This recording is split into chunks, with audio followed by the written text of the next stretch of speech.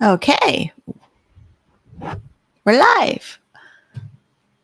Because I wasn't sure what it was doing because it was just being weird.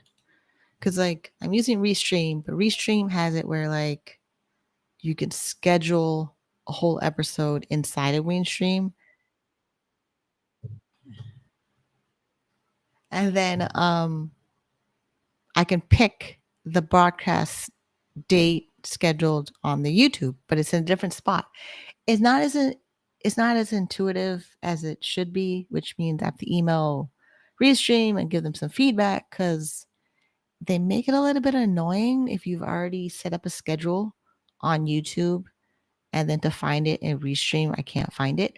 So that is the reason for if you saw me live and then I stopped being live and then here I am because I'm trying to find the right live stream link to connect to so that it's in the right spot. And yeah, that's just what was happening there. So let's get started with the episode.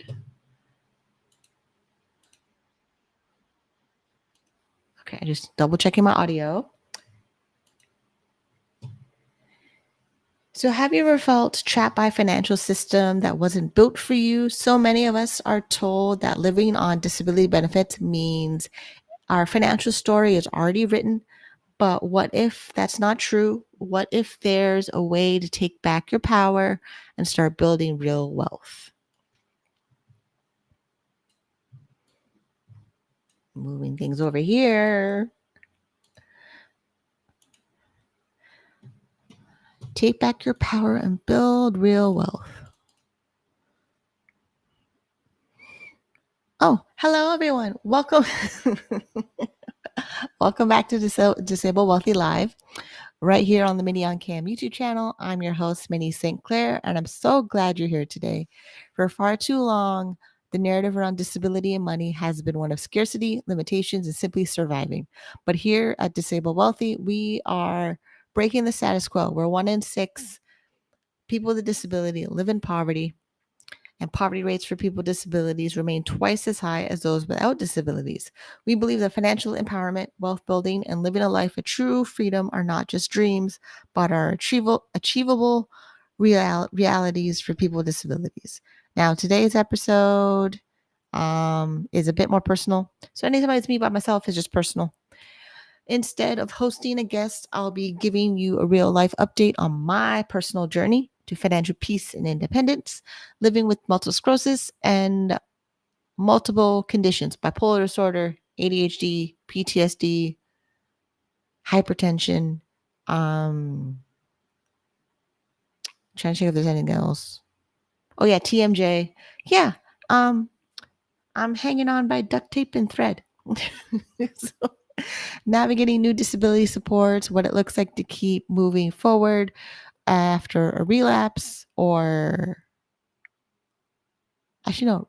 So it's relapse remitting, and then bipolar disorder, you're stable, and then relapse, and then substance use disorder, right? That one. You fall off the wagon, you get back on the wagon, you stay in recovery.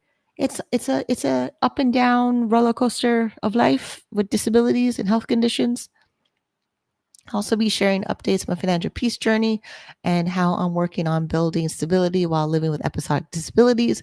Before we dive in, if you find value in these conversations and want to support the work we do here at Disabled Wealthy, don't forget to subscribe to the channel. You can also be a generous sponsor by scanning the QR code, which is over here. QR code, which will take you directly to my Ko-Fi link. Your support helps us continue to bring these valuable and vital discussions to our community. And let's get started. So because this is the first live stream after last week, because last week I returned, I had August, there was a relapse of multiple sclerosis. There's active lesions in my neck, my C2, C3, that affect both of my arms. I'm exhausted. Both of my arms spasm where they're stiff like a board and sometimes makes a claw, and I can't do anything. I can't do much. I've been trying to do things with it no matter what. Like I made a sandwich.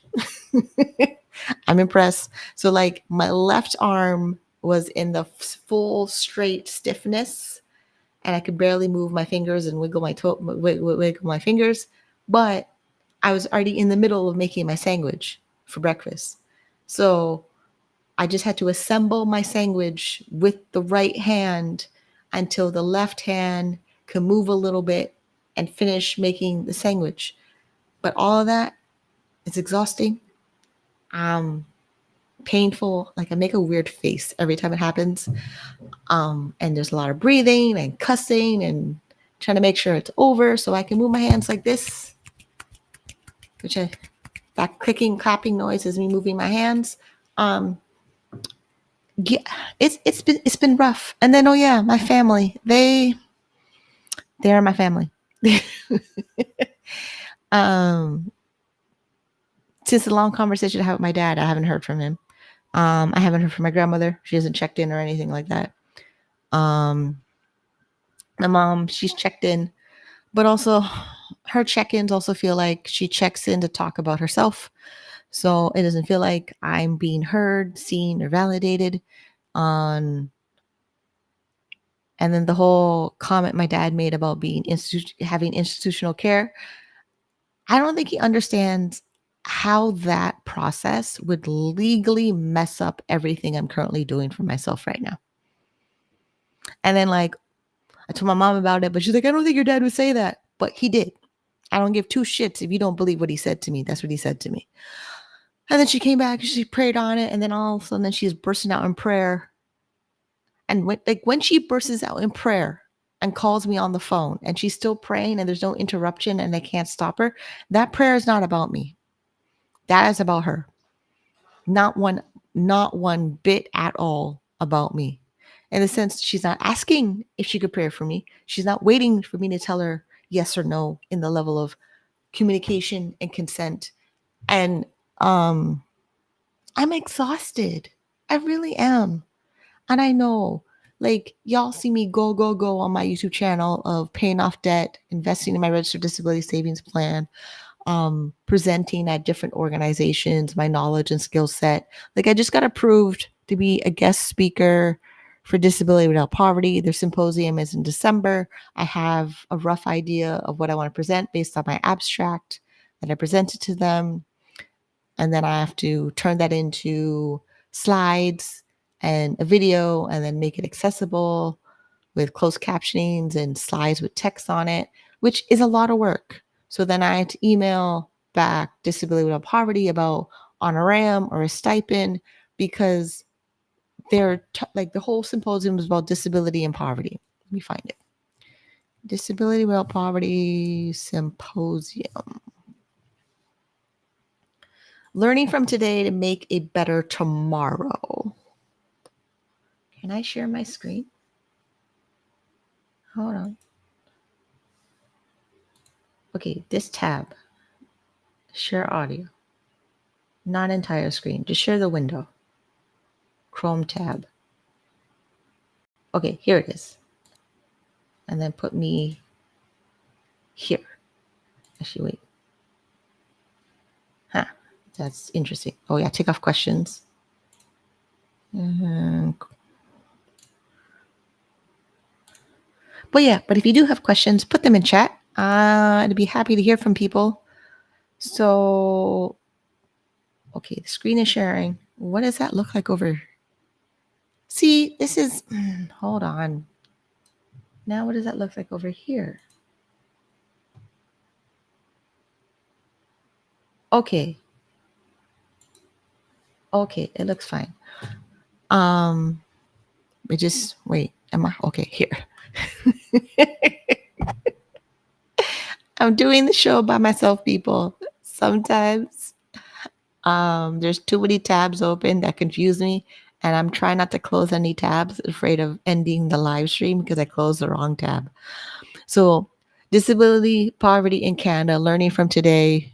Let me zoom in a little. Okay. So, disability poverty in Canada, learning from today to make tomorrow better. Deadline for proposal extended to August 15. So the quote of 1 in 6 Canadians that live in poverty, I quote it from Disability Without Poverty, but I think they got it from Stats Canada. So how they have here, disability in Canada, stark. In 2022, 1 in 6 disabled people live in poverty, representing 1.5 million people. And 1 in 3 disabled people live alone in poverty. Not a single provincial assistance payment reaches the poverty line, and only 2 are greater than the deep income poverty threshold. So that goes to Maytree. Maytree does a lot of research on poverty. Actually, there's a lot of organizations that do research on poverty where I think they research poverty to keep us in poverty because they need research.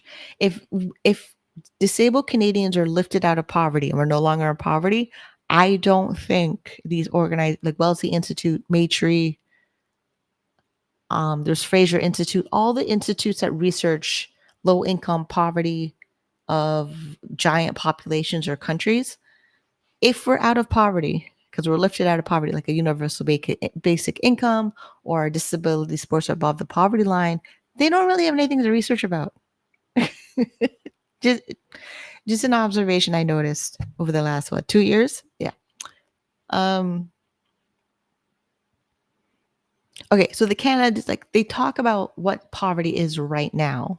Then they want to do the whole symposium. And part of the email that emailed me back was saying that they want to make it accessible and available for everybody, but they're not going to charge anybody to attend. But then they're also not paying people to present. That part bothers me because I've been to free events where you can attend free or upgrade your ticket or attend free and they pay the speakers to speak. So I'm waiting for them to respond back on which camp are they in, and if they're free for everybody, claiming it's accessible, all that. That's a crock of a pool emoji because it is. And it's because, like, we encourage disabled researchers, students, and early career researchers and researchers from the intersections that disabled people live in, racialized, that's me, and any other marginalized communities that we have not listed, also me. So, I mean, I'm happy for the symposium. I'm happy to present because I've developed, let me stop sharing. I've developed a solid framework of how me working my online business, me following the Dave Ramsey baby steps, me following Donna Miller's business framework for small business with the 5 bank accounts, and then personal finance. I added in Christians Against Poverty's 3 money systems where I get my income account, then there's a cash account, then there's an account that pays bills. Because basically with the business account, there's owner's pay. So that's the income account. Then from owner's pay, I take out cash because I learned yesterday grocery shopping. It's a good idea to have some cash because I went into my primary grocery store. Their Interact machine was broken. And then I went down the street for a different grocery store. Luckily, they had Interact working. But if both of them didn't have Interact working, but no, they only accepted cash, I would be SOL because I only had $100 on my debit card for groceries that would not be able to access because it's locked into the machine. So I have to figure out how to take out cash out of my income. So my income as in self-employment income, because the budget for being on disability benefits, every dollar I get from ODSP is already accounted for. Every dollar I get from the Canada disability benefits already accounted for. Anything I get from GST credits is accounted for. So taking out cash out of that particular source of income when it comes in, it's just not going to work. I said maybe the barbershop. That's true. Because I $50 for the barbershop. If I tip in $5, then yeah. But like, I don't think they have. Actually, no, they do. Wait, can I take out 5 out of the machines that give 5? Because you know how like certain ATM machines you go to, you can ask for how many 5s, how many 10s and 20s and 50s. I wonder. Huh. I need to see if that works next time. But yeah. And then, right. I would, there's a way in my budget in my business, I would take out cash in case somewhere where I go, debit card machines are not working or Interact machine is not working, where I have to pay in cash. I lost my train of thought. Give me a minute. So, yeah, that was yesterday. But then, yeah, even yesterday, I'm grocery shopping. I walked to one grocery store. That's already a half an hour. Actually, no, 10 minutes to walk to the store. Then find out the grocery is only taking cash. Then walking halfway. So probably 5 minutes. Because once I walk up to down that small street and I'm on the bigger street, then I walk down, yeah, 10 minutes, still 10 minutes because of where it is. Because it's not like the second grocery store is not like in the spot the older grocery store on that street used to be. It moved down a little with more space because it feels like a warehouse you're walking through in that store. So, but I learned that store that I walked to get groceries yesterday is the store I order online groceries. So I had to rearrange my budget. Where's my budget? Rearrange the budget so I can order groceries out of my disability special diet allowance, the full amount, $215. One order of delivery groceries out of that money. And when I look at the trends of my spending in my budget, I budgeted $300 for grocery delivery in my budget and $300 for grocery store. And then I label them each every other week. So they would rotate every other week. And it works out actually perfectly fine, which is this. Okay, so this is the basic budget that I do for ODSP. September 31st is the next pay date, but it's actually on the 29th because the 30th is a holiday. And then October 25th. So everything I get paid right now from ODSP is for the living in October. And then any income I earn in September, I report it in October by October 7. And then being on ODSP, I can earn $1,000 net income and still remain on benefits and still get my total amount of $1,697.85. But then they would add on $100 work-related benefit because I showed in my business it made net profit over $100. And then that's how I live the month on disability benefits. So then the way it's planned out with everything I know is coming in the month. It's also getting me to plan insurance in my budget in the month. I now kind of determined the private health insurance options for me. So like there's Green Shield, they quoted me $117. Then guaranteed life insurance, that is pretty much to cover my end of life expenses or end of like because it pays out 75,000 or 50,000, and then it quadruples depending on what disability diagnosis I get.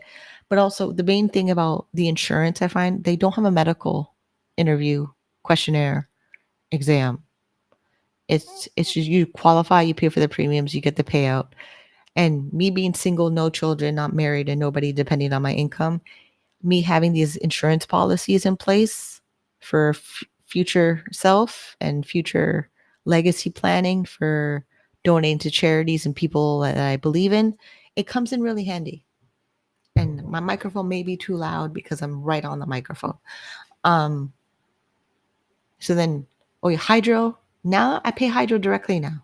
Before, hydro bill used to got paid $86 a month automatically, where there was a credit last time of $570 on my hydro bill.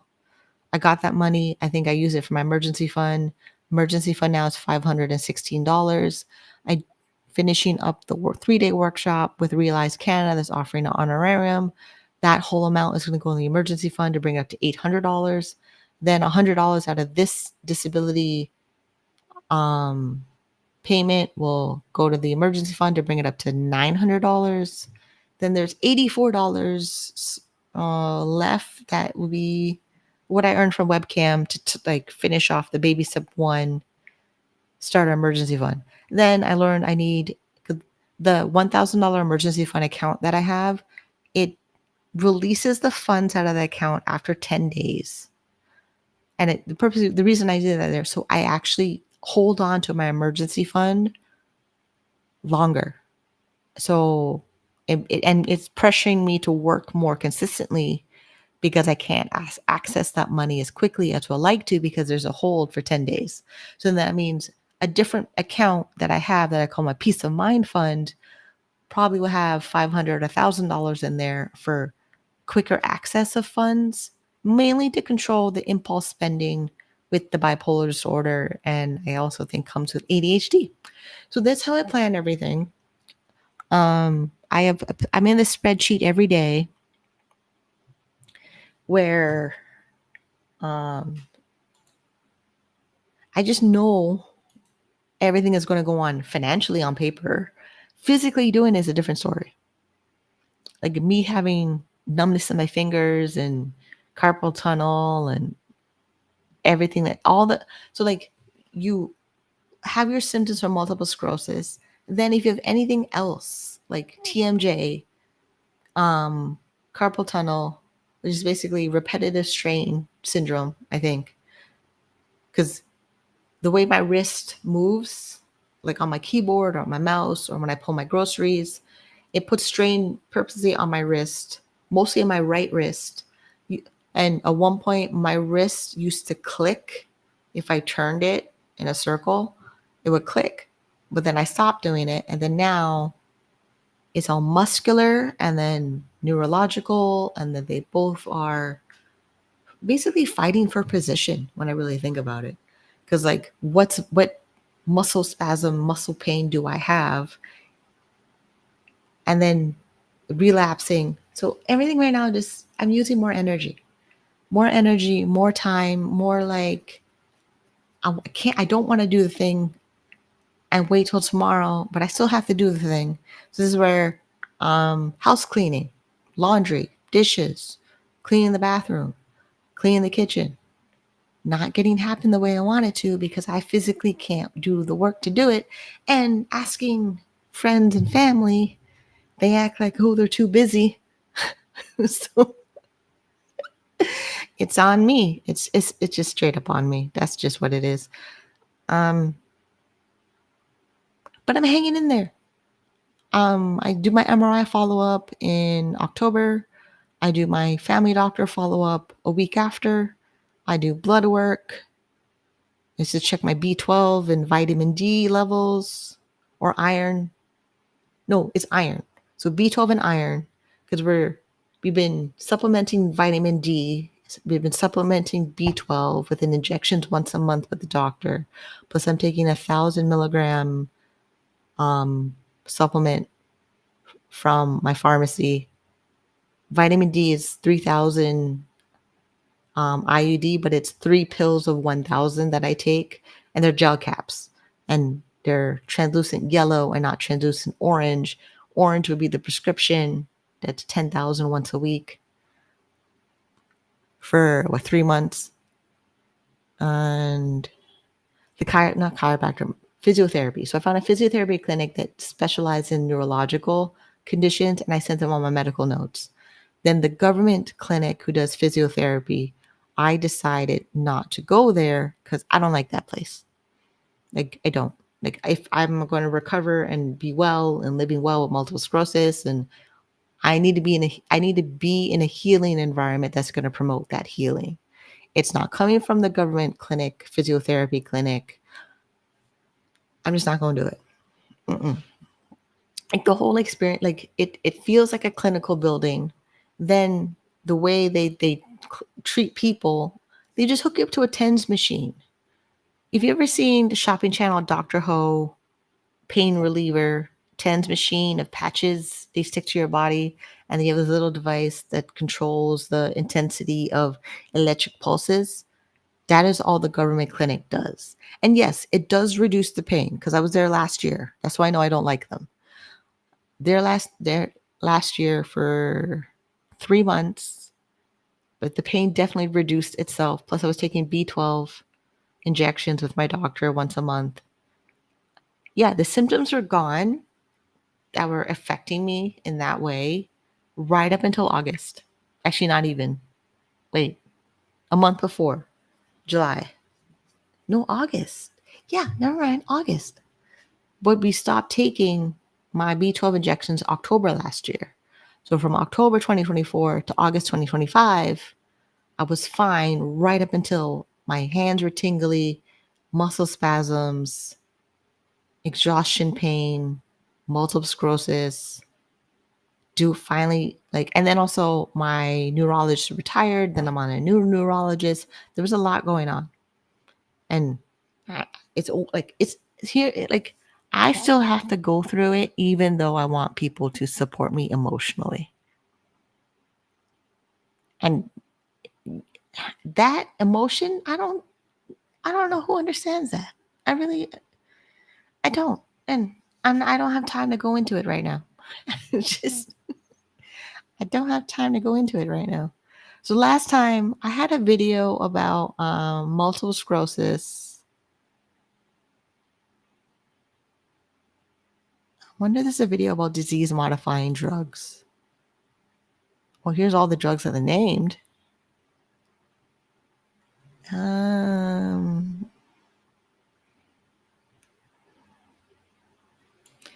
A to Z of multiple sclerosis.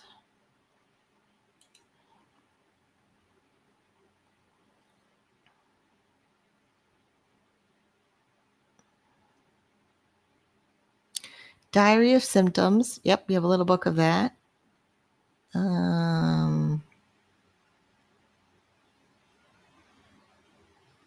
Disease modifying drugs. But there's no video.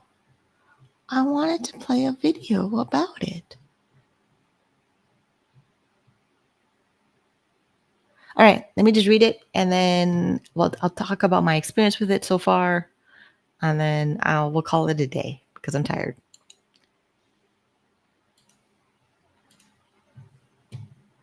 Okay, disease modifying drugs, DMD.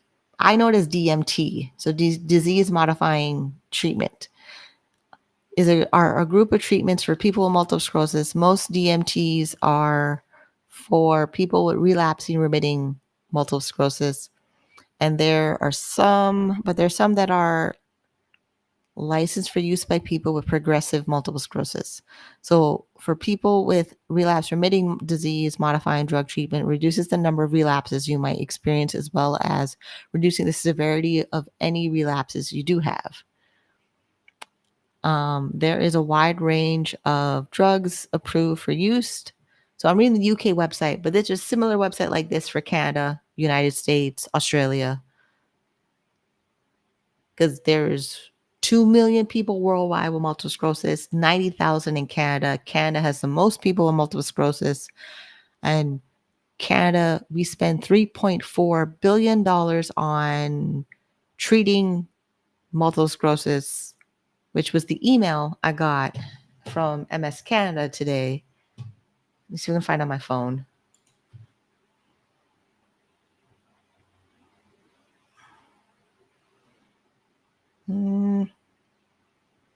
I saw it. Where'd it go? Now I have to search my email for MS Canada. Give me a second.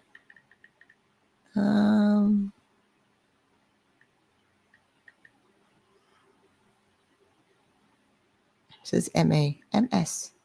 No. Here, the cost of MS is high. Most Canadians over 3 point, most MS cost, my bad. MS costs Canadians over 3.4 billion a year. That's not just a statistic. It's the price our community pays every day in lost work, missed opportunities, and out-of-pocket expenses. And right now, okay, they're trying to, so the letter is basically trying to get them to get the government to make the disability tax credit more accessible and including multiple sclerosis. And then they want, MS Canada wants funding for research on preventing a multiple sclerosis, groundbreaking work around the Epstein-Barr virus, and gives us a real chance of stopping multiple sclerosis before it starts. Now, my doctor asked me that question, if I was ever had Epstein-Barr as a kid. I told her, I don't think so, but I had a lot of strep throat. So if strep throat at the time that I thought was strep throat was actually mono, which is Epstein-Barr, as a kid,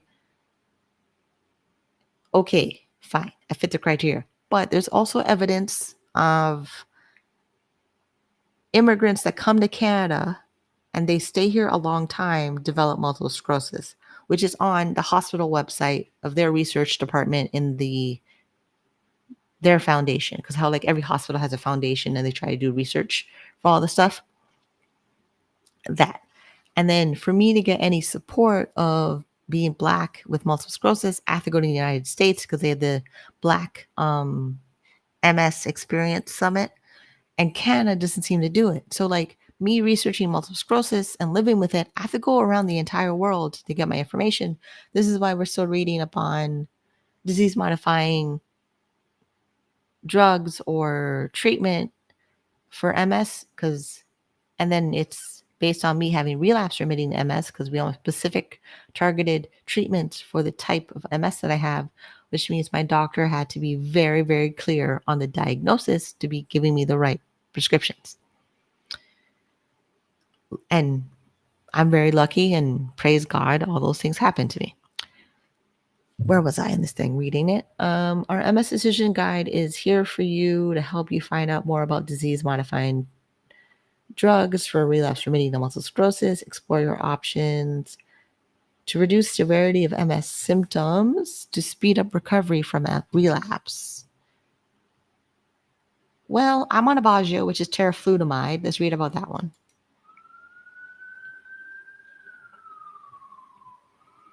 Who can take Aubagio? Aubagio can be prescribed for adults with active relapse and remitting MS. Aubagio has been approved for use in 2014. It's been approved in Canada, I think 2013. Let me find the Canada one. Hold on.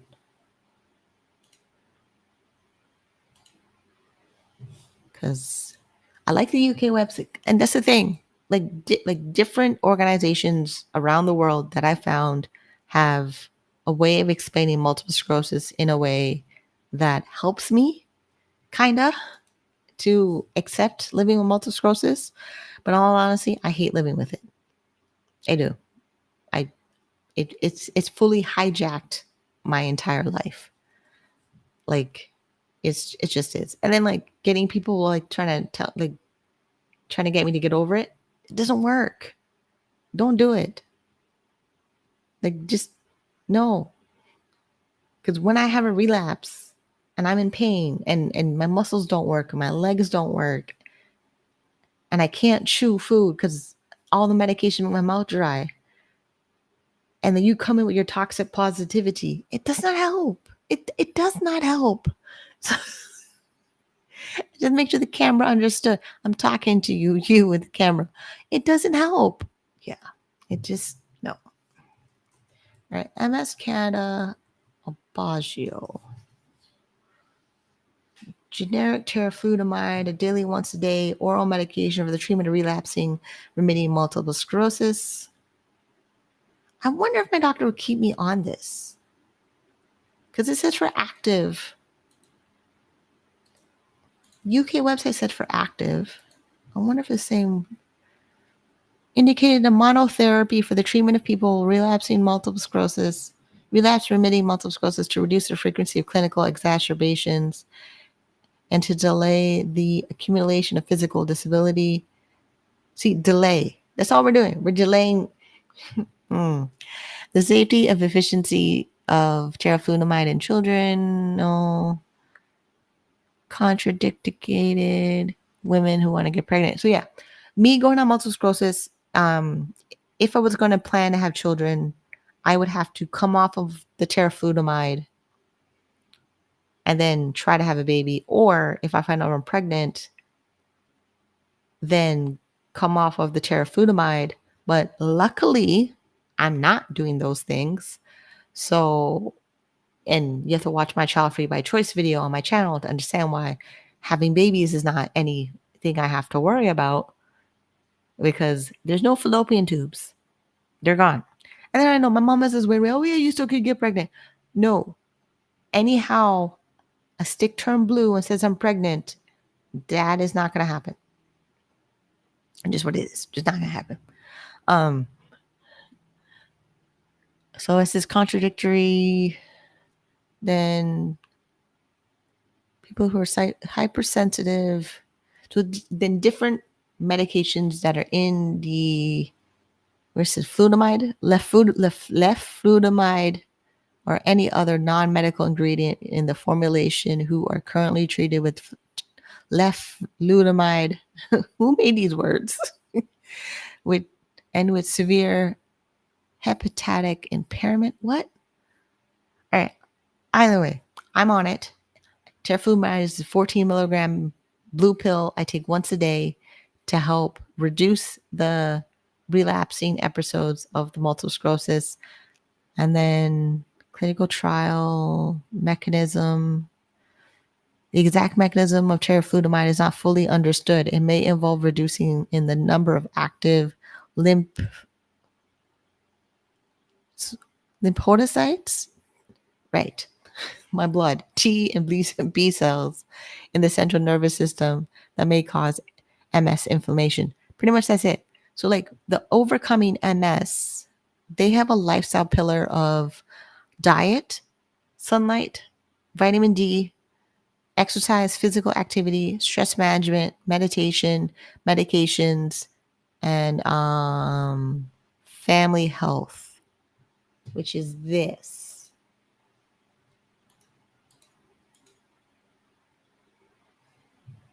So this is overcomingms.org, which I talked about it last week, but now I'm trying to get me back on track with my goals and what I want to achieve with Disabled Wealthy and me becoming a net worth millionaire. I pretty much have to handle and manage my multiple sclerosis, and regardless of what anybody says about it at the same time. Where was it? Okay, so this lifestyle pillar, is this it? Oh yeah, here. So diet and vitamin D.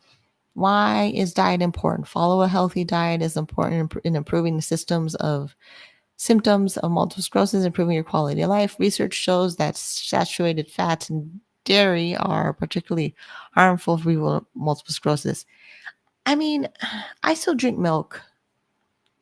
I still have cheese. Saturated fats. I probably, but I don't know about switching to not having them. I'll think about it, but not right now.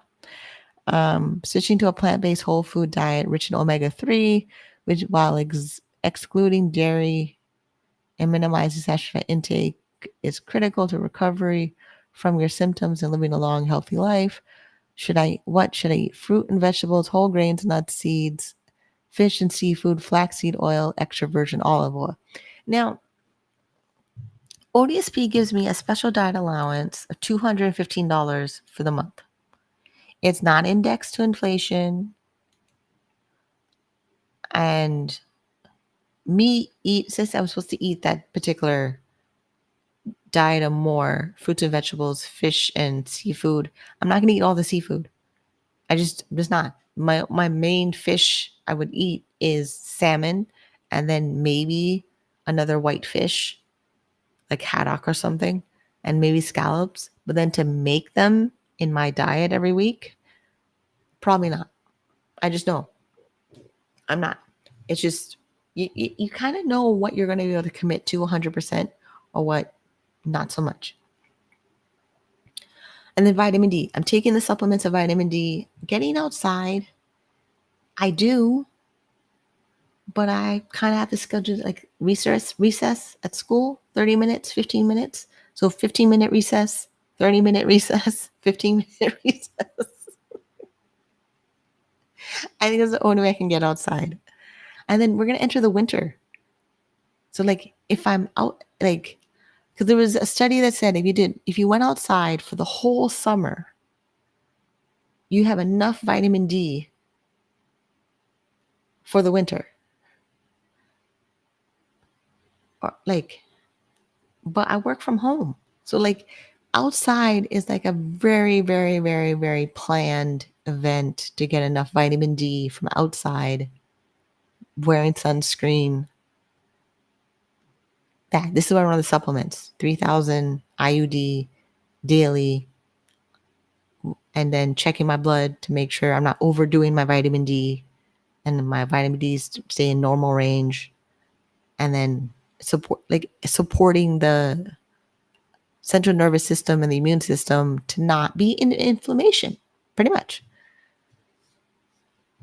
This is going out in sunlight 15 minutes, 3 to 5 times per week when UV index is 5 or higher, and before applying sunscreen. We're back on this now. Hold on. Physical activity. 30 minutes, 3 to 5 times per week, ideally of a mix of cardio and strength workouts. Find out why physical activity is so important and discover activities and wellness. Yes, I totally believe in that. I'm saving up to build a home gym, and then the community center has cardio equipment. Then I'm near 2 low-cost gyms, a Fit for Less and Planet Fitness. And then there's another local gym that has reasonable pricing for being in the neighborhood. I planned out those options, and then I do some exercise at home. Oh, my phone. 4, stress management and meditation. So we are working on the stress management. That is what we are working, because managing stress is an important part of living with MS, chronic stress and inflammation responses. It causes in the body can worsen the symptoms of progression of MS. Getting enough sleep is important. There are many ways to manage your stress. Find those that work best for you. Evidence also shows that the more you meditate and manage your stress levels in other ways, the greater the benefit. A surge in scientific research over the last decade has shown that regular mindfulness and meditation may also help with symptoms, depression, and pain, and boosts compassion and happiness. How much do I need? We recommend aiming for 30 minutes of less stress management a day. So 30 minutes less stress management, 30 minutes of exercise, 15 minutes of sunlight. Then medications. Following the advice of my healthcare professionals is key to ensuring you living well with MS. And then family health. This should be interesting. There's a genetic element of MS, which means that children and siblings and other relatives of people with MS are at a slightly greater risk of developing it. You can therefore help protect your family members by ensuring that they follow the pillars of overcoming MS program, like managing stress, keeping active, getting enough vitamin D, and eating well. These are also well-documented ways to prevent other common conditions. Here's the thing. Now, officially, everybody in my meat fat family are adults. They will make their own decisions. I am not having children, so I'm not worried about the genetic connection from me to them for MS because I'm not having any. Then the rest of my family members, they are dead certain nobody else in the family has multiple sclerosis, which I think is a lie because of the way the multiple sclerosis presents itself. You can have it and not feel like you have it unless you do an MRI to see if there's lesions in your brain, neck, and spine. The main reason why I end up showing symptoms of having it, the very first physical symptom I had was I couldn't move my left arm. Now I'm having a relapse, and it's a new symptom because it's my right arm, but it's an old symptom because it's my left arm. And my family still think it's just like me only and not them. But the lifestyle choices I've seen of my other family members, they were more likely to develop other common conditions just by an observation. Just really. They'll figure it out. We're adults. But if you have children, and yes, teach them good, healthy eating habits and exercise, and put them in sports and get them moving around and off of screens and all those things. Yes. And I will work on those things, some of them for myself. Change Your Life for Life. The Overcoming MS program is permanent change of lifestyle. Discover our habit planners and goal tracker. So this is all about the MS, Overcoming MS website, but I like that they broke down managing MS in 5 steps with diet, vitamin D, physical activity, stress management, and meditation, then medication. They include everything I do right now. Oh, I didn't need to scroll down that much. Oh, that's nice. Yeah, it includes everything I'm doing to try managing the whole I have MS, I also have bipolar disorder. Yes, I'm more stressed out than not stressed out because it mostly comes from my family. I'm just, and ODSP. I don't like ODSP. I'm on it. I don't like it. And also I didn't want to be on it in the beginning. I was psychotic. I was the fast mental decline in Center of Addiction and Mental Health Hospital in triage, seeing the psychiatrist, being prescribed medication, on and off medication, in and out of mania, hypomania, psychosis, drug-induced psychosis, psychotic break, episodic, all the things for multiple sclerosis. Then it's the minute I got multiple sclerosis stabilized, I couldn't move my arm and I had multiple sclerosis. Because finally, I listened to my healthcare professionals about how I need to get stable. Being on Ontario Disability Support Program would be good for me financially to get stabilized, because Ontario Works at that time was like $500 a month, and then ODSP at that time was like $1,000 and change a month.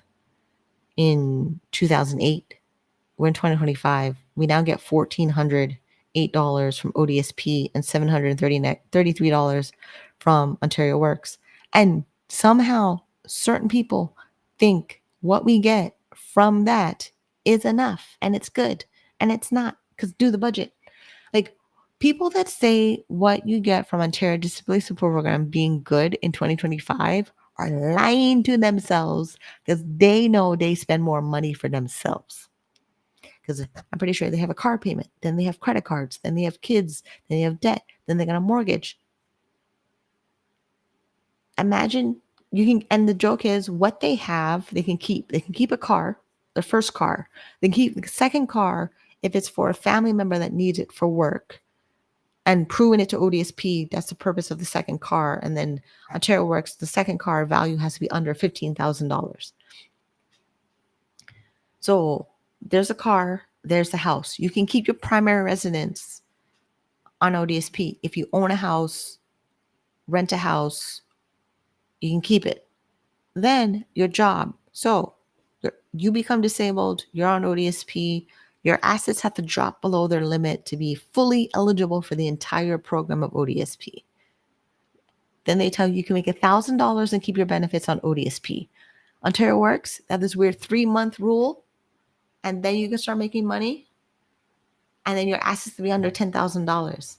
Most people start in Ontario Works first and then move over to Ontario Disability Support Program. Both of these programs are available for everyone who lives in Ontario.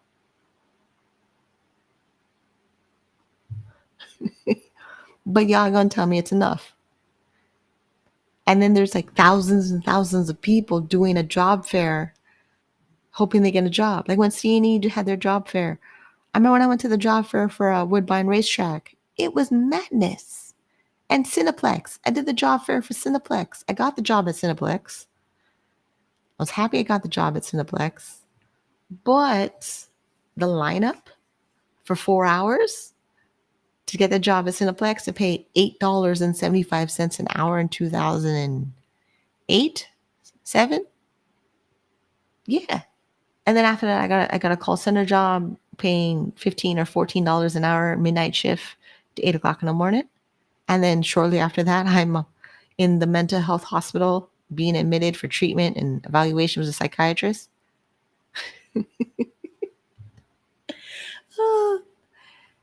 Main reason why I'm like deflated by it, my family was in a bubble. They have no idea what's happening. Not a clue. And okay, great. Let's say they watch this video and they get all mad at what I said. I said what I said because that's how I feel. And the reason I feel that way because certain things have been happening with me when I interact with you are causing me to have the elevated stress. And then once I identify what it is, then I have a clear indicator where I need to set boundaries for myself. In my head, I say, oh.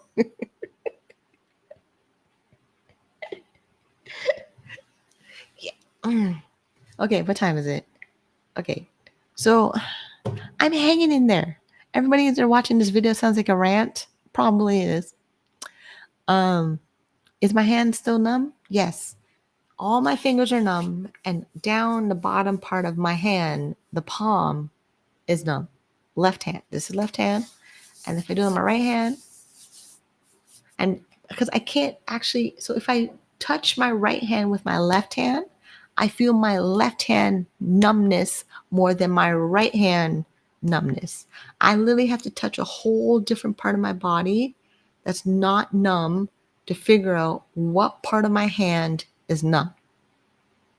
So like, what's this? Forearm, where my tattoo is, my out tattoo on my left hand. Fingertips, numb. Palm of my hand, numb. Like, I don't like that. It is good. The neurologist will see me in October. She will let me know what she finds. She will let me know her recommendations. She will let me know if I stay on my disease modifying drug treatment. She will let me know if I'm going to switch my disease modifying drug treatment. All I know is I'm exhausted, muscle spasms. I can barely do my daily activities on a regular basis. And my family is not helping me in just one, they're not helping by listening, and they're not helping by physically being in my space doing the tasks I need help with. And this whole idea, they think the government will help me. Right now, I'm already getting the maximum benefits I'm getting from the government. Anything else I need, I have to pay out of pocket. This is where I read the stats from MS Canada that people living with MS, the total cost for all of us is $3.4 billion. Like,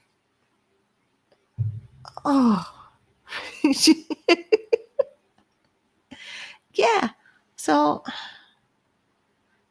I'm happy to show up. I'm showing you the ups and downs of multiple sclerosis for me right now by showing up. Right now, I went back to being down the roller coaster. And then hopefully in a couple of weeks, we'll be going up the roller coaster to build the momentum, to pay off credit cards. Like, end of October, I will have a fully funded $1,000 emergency fund. And then it's locked into a specific account that doesn't release for 10 days. That means I can focus on work, pretty much. And then we're rolling into the winter, which means I won't be using my air conditioner. So my air conditioner could survive another summer, not being used right now. And I got a fan in the living room, so I'm not using the air conditioner as much. Yay. So yeah, I mean, I went through a wave of emotions on the emotion wheel, pretty much. Wave of emotions on the emotion wheel. Let's see how I feel right now, emotion wheel. And then I'm going to say goodbyes. So, oh, come on, emotion wheel. I need one that looks, images of the emotion wheel. That's simple. This one's simple. Not.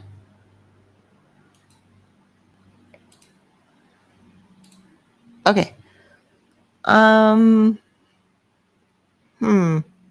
no, I'm still nervous. I'm still anxious. That's the scared part of the emotion wheel. This is what I'm looking at.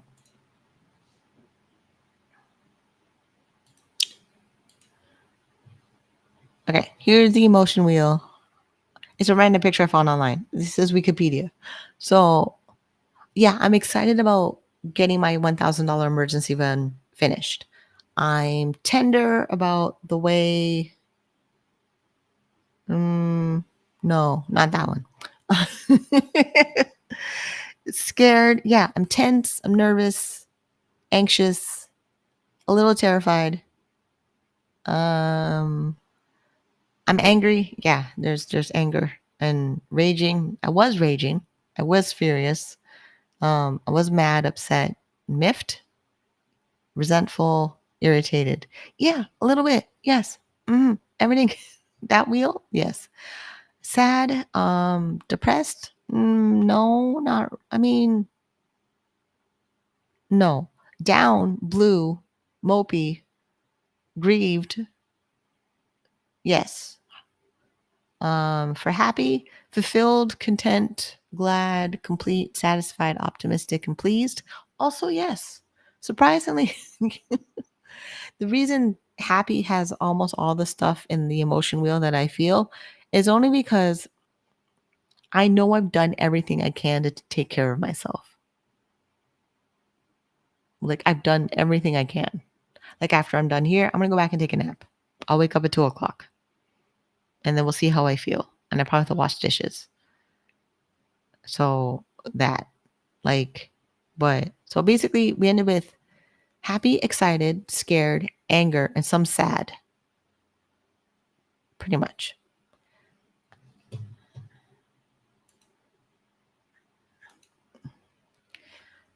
And every feeling that I'm feeling is valid. And if you're feeling some feelings about your health condition or financial situation or how your family is just your family, and sometimes they make you want to pull out your hair. My hair is shaved low. There's nothing to pull. There's just not a lot to pull when I shave my head really low. So my only option now is to nap, take care of myself, do a lot of self-care, pray, meditate about it. And I will see you on the next one.